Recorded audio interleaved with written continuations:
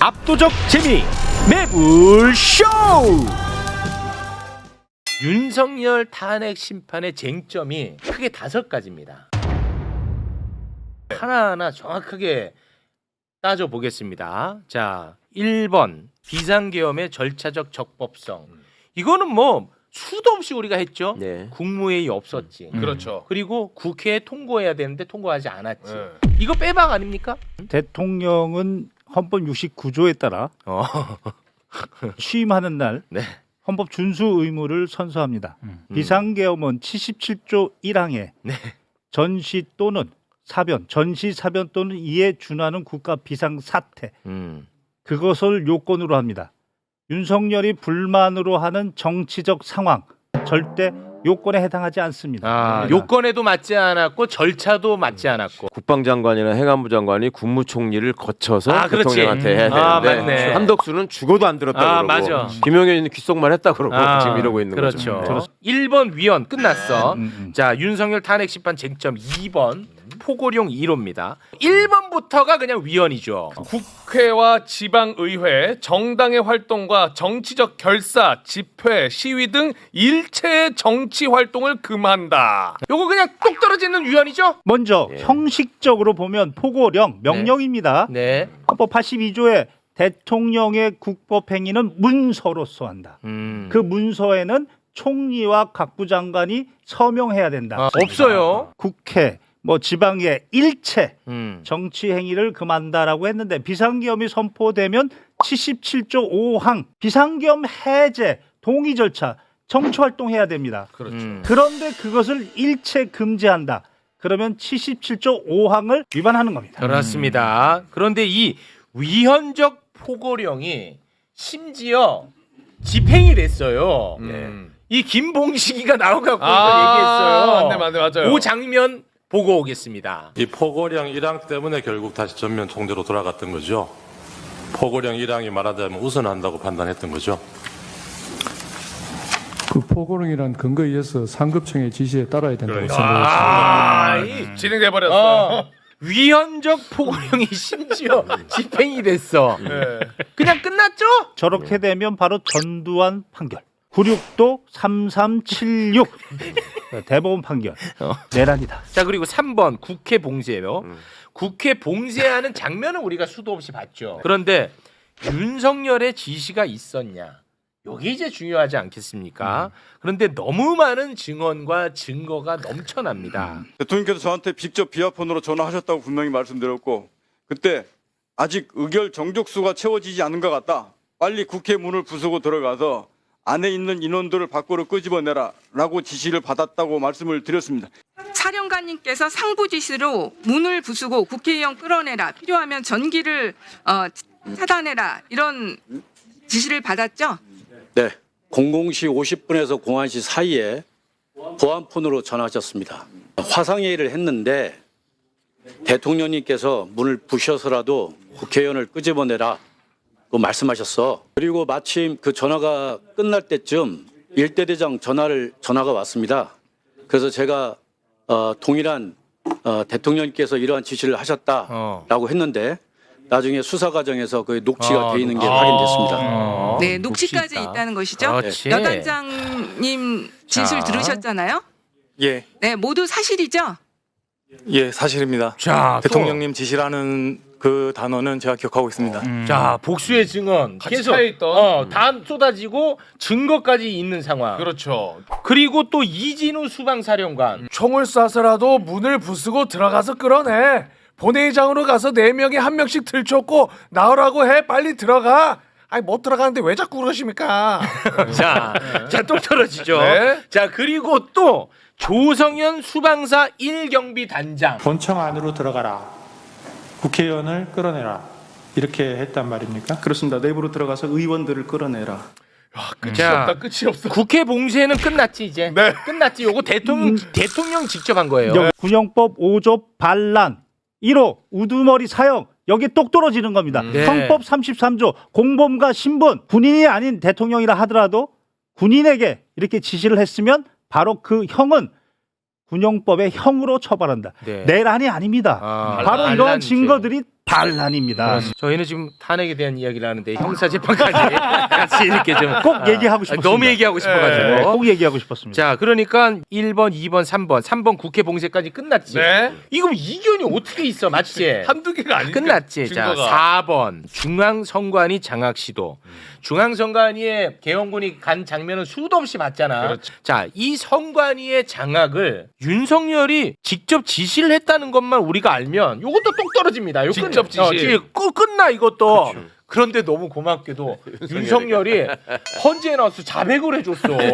선관위에 좀 보내라고 한 것은 제가 김용현 장관에게 얘기를 한 겁니다. 잘했다. 아 이거 다행이다. 나 이것도 까먹을 뻔했네. 와 직접 얘기를 해줬네. 너무 감사합니다 진짜. 이거 너무 중요한 거거든 진짜. 우리는 지금 헌재가 중요하단 말이야. 네. 탄핵 심판이니까 그렇죠. 헌재에서 얘기를 했어.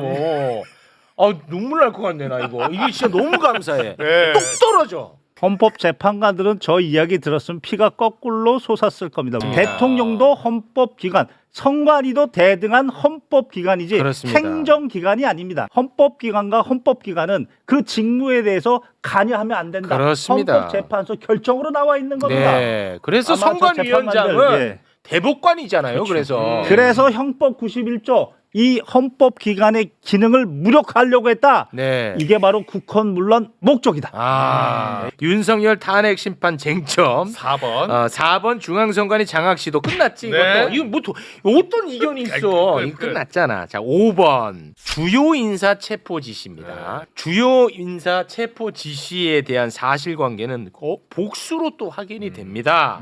여인영에게 체포 명단을 받았다고 하는 사람이 현재 밝혀진 것만 최소 3명이에요. 네. 일단 홍장원 1차장의 메모는 수없이 우리가 봤죠. 네. 그리고 조지호 경찰청장, 그리고 김대우 방첩사 수사단장인데 조지호 경찰청장은 체포 명단을 여인으로부터 받았던 것도 받았던 거고 네.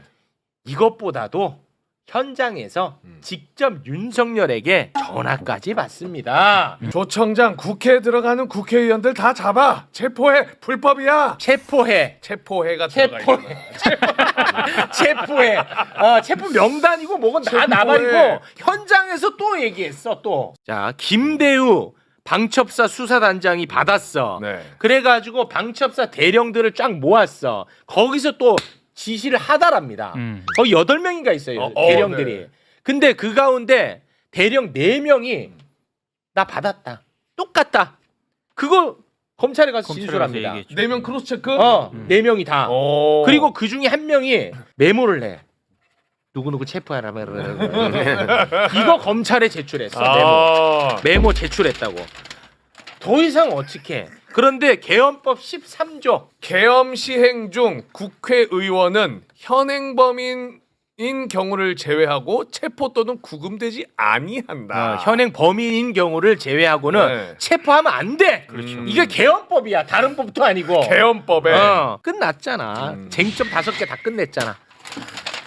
김경호가 없어도 끝내. 김경호가 없어도. 근데 궁금한 거는 와. 이 5개 중에 하나만 해도 탄핵이 되는 거잖아요, 사실. 이거는 막 다 깔끔하게 정리가 됐어. 더 이상의 이견도 없고 뭐 다른 얘기도 할 것도 없어. 근데 이게 탄핵에 이를 정도의 중대하냐?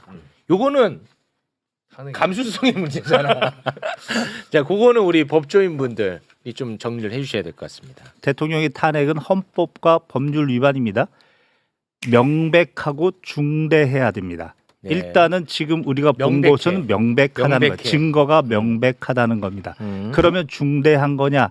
이미 전두환이 보여줬다. 전두환이. 너는 중대한 거다. 국가의 국운이, 역사가, 나라가 지금 경제가 이렇게 공두박질 치지 않았습니까? 이렇게 중대한 사안이 아닙니까? 구속 취소 그리고 심우정이 저런 이상한 짓거리 아무리 해도 이 5가지는 흔들 수가 없죠. 네. 그리고 헌법재판소의 재판관들도 이 5가지를 부정할 수가 없습니다. 우리가 지금 헌법재판관이라고 생각하고 나는 지기현처럼 어떻게든지 틈을 찾아내가지고 이거를 기각시키겠다라고 생각하고 그 입장에서 어떻게 결정문을 쓸 수 있을 것인가를 생각해 보시면 더 쉽고 재밌어요 이게. 첫 번째 계엄령 헌법상에 규정된 계엄 선포의 요건을 다 갖췄다라고 얘기를 해야 돼요. 그래. 그럼 말 못하죠. 일항을 무너뜨리려면 그러려면 이거는 국가 비상사태에 해당한다라고 일단 해야 돼. 전지사변은 아니니까. 그러니까 국가 비상사태에 왜 해당하냐면 예산안을 통과시켜주지 않고 계속 탄핵을 했기 때문에 국민한테 경고해야만 하는 국가 비상사태였다. 이렇게 해야 되거든요. 근데 국민한테 경고해서 계엄을 해야 된다는 건 어디에도 없는 거예요. 그거를 쓰는 것 자체가 너무 불가능하죠. 그거는 불가능하죠. 못 써 그렇게. 그 다음에 국무총리를 거치지 않았고 국무회의도 안 열린 것 같다. 그렇지만 이거는 형식적인 절차에 불과해서 이건 안 해도 된다라고 써야 돼. 그렇게 써야 돼. 네, 근데 그거는 못 쓰잖아. 애초에 이거를 써놓은 이유가 대통령의 모든 행위는 국무회의 심의를 거쳐서 아까 부서야 된다고 돼 있잖아요. 돼 있잖아. 그러니까 이 중요한 일을 그걸 안 거쳤다고 안 거친 게 괜찮다라고 쓸 수가 없어요. 지금 이것도. 못 써. 두 이 번째. 지기현이 와도 못한다. 이거는 지기현도. 두 번째 포고령이 위헌이 아니다라고 해야 돼요. 이제 정치 활동을 금지할 수도 있다. 근데 이제 계엄법에 국회가 폐회돼 있다고 하더라도 대통령은 국회를 소집해야 돼요. 그러니까 폐회돼 있어도 폐회돼 있어도 소집하라는 규정이 명문 규정으로 있어. 명문 규정으로 그리고 돼 있어. 그 동안에 전두환 박정희가 계엄령을 많이 선포해 봤잖아요. 그때 포고령이 다 있었잖아. 네. 그 포고령 위반 죄로 형을 받고 그걸 재심 청구한 분들이 많아요. 그게 대법원에서 재심이 받아들여지고 재심으로 무죄가 된 판례가 너무 많아. 그러니까 그거는 대법원이 잘못한 것이다라고 써야 돼. 헌재에서 그걸 기각시키려면. 그거 어려워. 그동안에 여러 번 한 게 다 잘못이다. 세 번째, 국회를 점거한 게 아니다라고 얘기를 해야 돼요. 국회를 봉쇄한 적이 없다. 국회 유리창을 깨고 들어가서 시민으로부터 국회를 경비하기 위해서 한 것이다. 이렇게 써야 돼요. 그게 윤석열 그리고, 주장이니까. 그리고 국회의 의사 결정을 원활하게 하기 위해서 단전을 한 것이다. 이렇게 써야 돼. 이게 되겠냐고요. 와, 이거 쉽지 않은데. 그다음에 선관위를 점령하려고 하지 않았다. 일단 윤석열이가 선관위에다가 군대를 보낸 적이 있다라고 하는 걸 믿기 어렵다라고 써야 돼. 그건 안 되잖아. 그러니까. 다 같이 들었잖아. 그리고 지시를 했다고 하더라도 선관위를 점거하려고 한 적이 없다라고 해야 되는데 선관위 가서 제일 많이 했어. 일찍 가기도 했고 휴대폰도 뺐고 휴대폰 뺐었어. 서버 다 촬영하고 이런 게 다 나와버렸잖아요. 네. 그러니까 그거는 우리가 헛것을 본 것이다. CCTV가 조작됐다 이렇게 써야 돼. 헛것을 쓰려면 그다음에 지기현도 못해. 다섯 번째 체포 지시를 한 적이 없다. 체포하려고 한 적이 없다라고 해야 돼.